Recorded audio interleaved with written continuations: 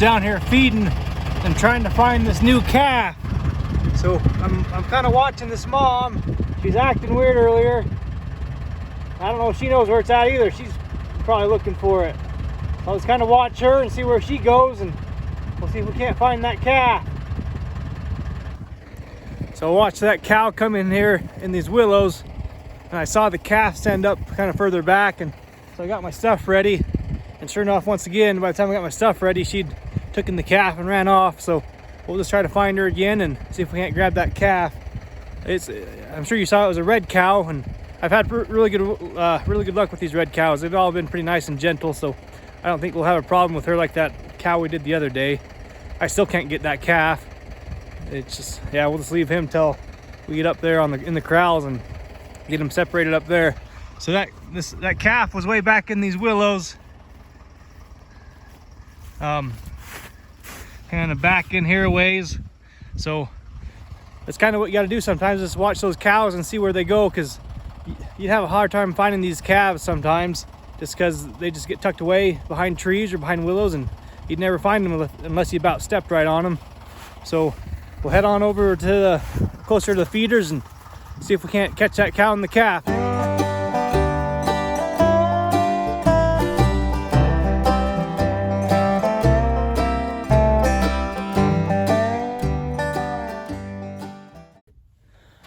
Morning, everyone. So it's Wednesday, April 21st, and with it being Wednesday, it's my day off from US Foods, and I got a lot to do on my to-do list today, and I don't think I'm gonna get it all done. Kind of got a couple wrenches thrown into my plans today. So, but what I was planning on doing today is, our fields are really starting to bear off. We've only got a few patches of snow here and there.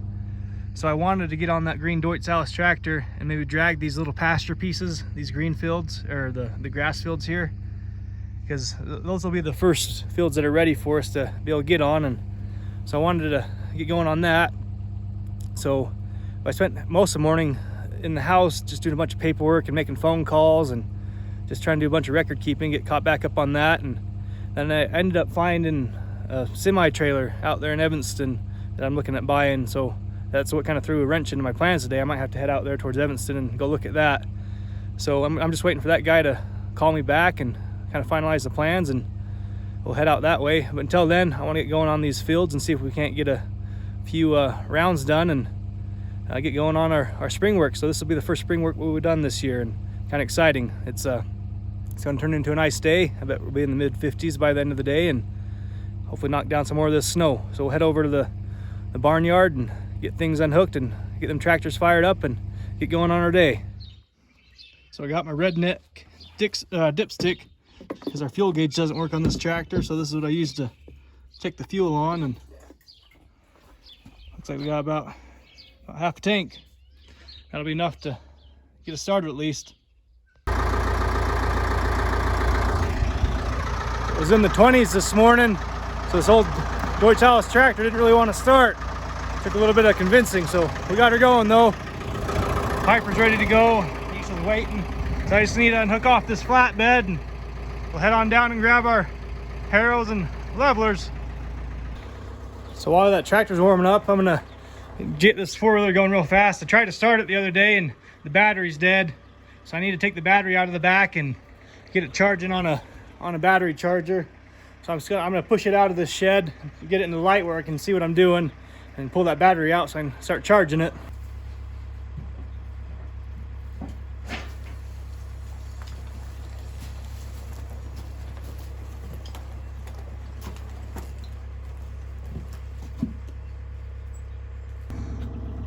So all I got to do is just undo this little band and undo these couple nuts and bolts that are on top of the battery. You can charge them when they're still in there, but it's just such a tight space that it's such a pain that you don't know if you're getting a good connection. So I just take them out. Makes it easier, it seems like. So let's get that taken out and get her charging. So we got her hooked up. We just got her on trickle charge, so we'll go about our day and let this thing charge up while we're doing other things. So let's head down and grab our harrow and get going on a little bit of farming. We'll see you guys down there in the field. So here's our levelers, and the harrow is up in here. You can't really see them because they're all covered in grass from last year. So we'll just hook on to them and pull them out of there and try it out. So we stick this T-post in the ground right there, just so we know not to run them over when they're cutting hay. They're cutting the grass out here. So I brought a T-post puller with me, and we'll pull that post out and get hooked onto them. So I don't know if you guys have ever seen or used one of these, but this is like a homemade T-post puller. So I don't know if my grandpa or my dad made it, but so they just cut out a little T in this plate of metal. Just hooked it onto this little lever type deal, a teeter-totter, and the way it works is you just slide this right over the T-post. So slide that right over.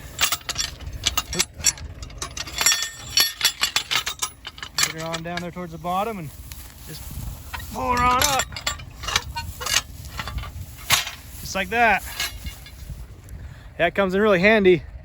Because some of these T-posts, you can't hardly pull them out by hand, so that thing works pretty good. So we got our T-post pulled out, and let's get hooked up to these levelers and our harrow.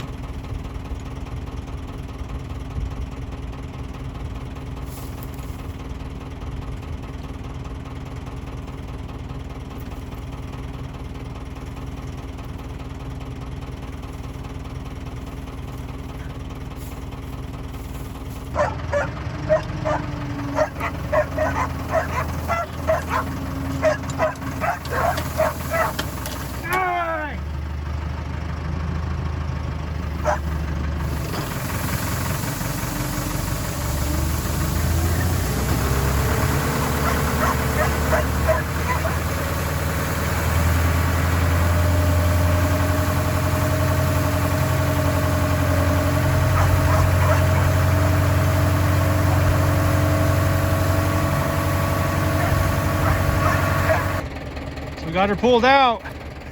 Looking at it, I think I still got a few twigs and branches from last year when I was leveling and cleaning up that pasture down there on the river where our cows are. So we'll just start doing a couple rounds, and maybe it'll start cleaning itself out, and I'll come back here and pick out these branches and some of this baling twine that we caught, and we'll just see if we can't do some farming today. So I got going, and I realized all this crap that we had in there. I didn't realize it was such a mess from last year. I usually try to clean them out like when I'm done using them last year, but I'm sure we were just busy and trying to get something else, and they got left like that. So I unhooked it real quick, and I hooked it up to the bucket, to the grapple, and picked it up, and I'll just clean off all this grass and all these twigs and baling twine that's stuck on there, and get that cleaned up, and then we'll do that real quick and we'll get going again.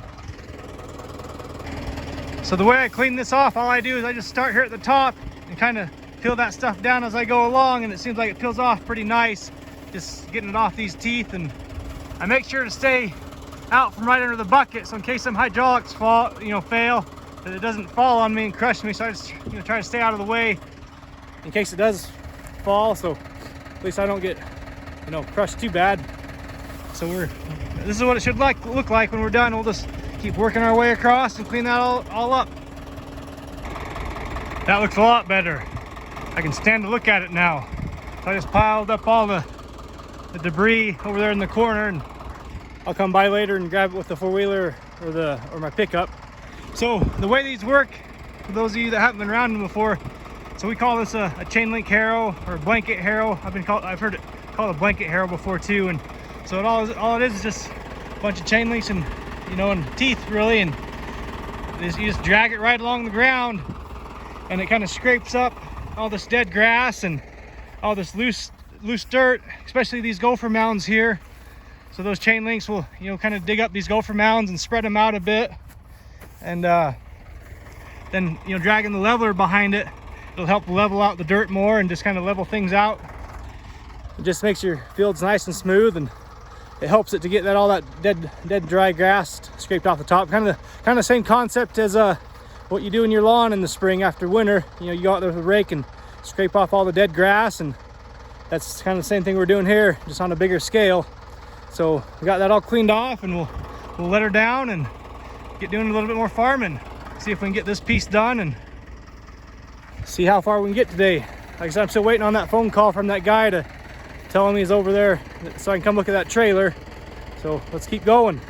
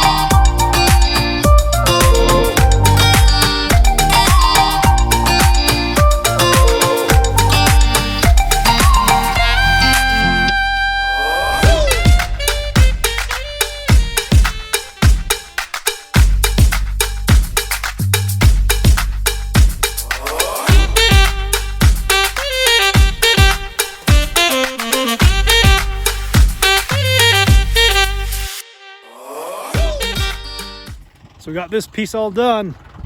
Looked pretty good. This little corner up here, right there, that was a little bit wet still up there, but not bad at all. The rest of it's pretty dry, and you know, you got to start somewhere. So this little piece is done. So we went right along the slough, in front of the house there, and along our road, and back along this fence, and along this fence. So we just got to do this little piece over here by the pump house. There's a little piece on the other side of the slough there. And we have the horse pasture piece on the other side of that fence. So we still got a few more fields to do. I won't get them all done today. I got to hold that guy in Evanston about that trailer, and he's going to be home about 4. So I need to leave here about 2 o'clock, and it's about 1:45 now. So I'll probably finish this little piece over here right by the pump house. That'll only take me a minute or two, and I'll probably start heading that way. So yeah, kind of nice. We're probably getting to some farming this year. The first piece done. So we got a lot more to go. We'll start really getting into it probably here in the next week or 2. So at least the first piece is done, and at least say we started. If I don't see you guys later on today, I'll I guess thanks for watching, and have a good day, and we'll talk to you guys later.